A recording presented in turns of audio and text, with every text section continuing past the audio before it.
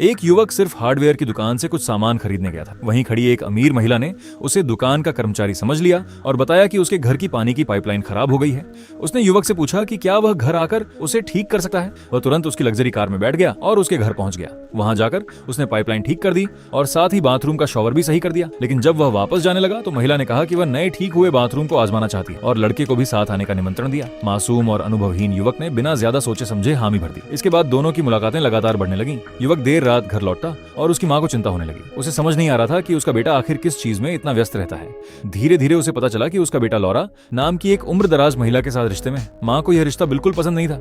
उसने लौरा को खाने पर बुलाकर समझाने की कोशिश की, लेकिन बात बहस में बदल गई। दोनों महिलाओं के बीच तीखी नोकझोंक हुई और आखिरकार लौरा नाराज होकर वहां से चली गई। मां ने बेटे को समझाने के लिए उसकी एक हमउम्र लड़की से मुलाकात करवाई। उम्मीद थी कि वह लौरा को भूल जाएगा। लौरा को जब इस बारे में पता चला तो वह बेहद नाराज हो गई। कुछ समय बाद लौरा ने युवक और उससे दोबारा साथ रहने की बात की। उसने वादा किया कि अगर वह उसके साथ रहेगा तो उसे जिंदगी में कभी किसी चीज की कमी नहीं होगी। लेकिन इस बार युवक बदल चुका था। उसने समझ लिया था कि सिर्फ दौलत और आराम ही जिंदगी नहीं होते। उसने लौरा का प्रस्ताव ठुकरा दिया और साफ कह दिया कि वह अब अपनी जिंदगी अपने तरीके से जीना चाहता है, चाहे उसे अकेले ही क्यों न रहना पड़े। कहानी हमें सिखाती है कि रिश्ते केवल आकर्षण या पैसों के आधार पर नहीं टिकते। सच्ची खुशी और सम्मान वही है जो अपनी पसंद और आत्मसम्मान के साथ मिले।